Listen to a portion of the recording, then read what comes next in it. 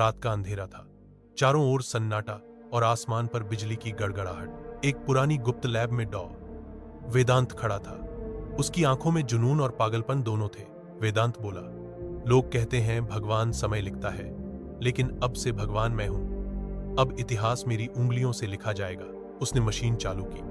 तेज गूंज और नीली रोशनी पूरे कमरे में भर गई। कुछ ही सेकंड में भविष्य से एक चमकता हुआ हथियार उसके सामने आ गिरा। वेदांत मुस्कुराया। सुबह का समय था। समुद्र किनारे कृष्णा अपने बेटे वीर के साथ खेल रहा था। वीर बोला, पापा, अगर मैं आसमान छू लूं तो आप नाराज तो नहीं होंगे? कृष्णा ने हंसते हुए कहा, नाराज नहीं बेटे, लेकिन याद रखना, ताकत सबसे बड़ी तभी होती है जब उसमें इंसानियत हो। प्रिया वहां आकर बोली, कृष्णा, कभी कभी लगता है ये जिंदगी बहुत आसान है। कहीं ये तूफान से पहले की शांति तो नहीं? कृष्णा चुप हो गया। उसके चेहरे पर हल्की चिंता साफ दिखाई दी। इधर रोहित अपने लैब में काम कर रहा था।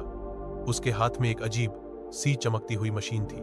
रोहित बोला, कृष्णा, मैंने शोध में पाया है कि समय की धारा बदली जा सकती है, लेकिन अगर यह शक्ति गलत हाथों में चली गई तो सब कुछ खत्म हो जाएगा। कृष्णा ने कहा, पापा, कोई इतना पागल नहीं हो सकता कि वक्त से खिलवाड़ करे। शाम होते होते शहर में अचानक धमाके होने लगे।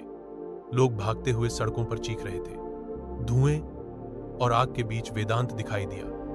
वेदांत ने चिल्लाकर कहा, तुम्हारा हीरो तुम्हें बचा नहीं पाएगा। कृष्णा ने गुस्से से जवाब दिया, जब तक इस शहर की धड़कनें चल रही हैं, मैं इसे मिटने नहीं दूंगा। दोनों के बीच लड़ाई शुरू हो गई। वेदांत का भविष्य वाला हथियार कृष्णा की ताकत को कमजोर कर रहा था। कृष्णा ने पूरी जान लगाकर लोगों को बचाया, लेकिन वेदांत हंसते हुए टाइम पोर्टल में गायब हो गया। रोहित ने घबराकर कहा, कृष्णा, ये वही है जिसका डर था।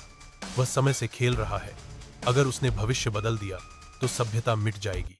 वीर डरते हुए बोला, पापा, मैंने सपना देखा, आप हार गए थे और मम्मा रो रही थी। कृष्णा पहली बार अंदर से हिल गया। उसकी आंखों में डर झलकने लगा। उस रात कृष्णा अकेला छत पर खड़ा आसमान की ओर देख रहा था। उसने धीरे से कहा, मैं हमेशा हीरो बना, लेकिन क्या मैं एक अच्छा बेटा हूं, एक अच्छा पिता? अगर मैं हार गया तो वीर का भविष्य कौन बचाएगा? उसकी आंखों से आंसू गिर गए। अचानक आसमान में एक नीली रोशनी चमकी। दूर से एक जहाज उतरने लगा।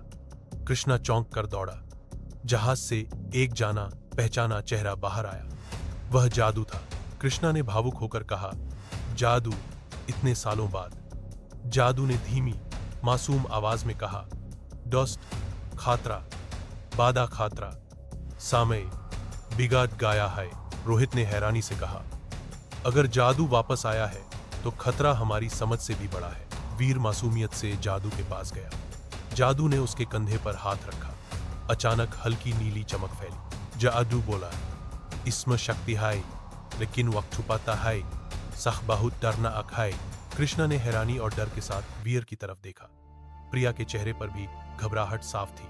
इसी बीच रोहित का क्वांटम डिवाइस एक्टिवेट हो गया। अचानक कमरे में तेज गूंज उठी और नीला पोर्टल खुला। सब लोग दहशत में पीछे हट गए। पोर्टल से एक बूढ़ा, घायल और थका हुआ इंसान बाहर आया। उसका चेहरा सबको पहचान में आ गया। वह फ्यूचर क्रिश था।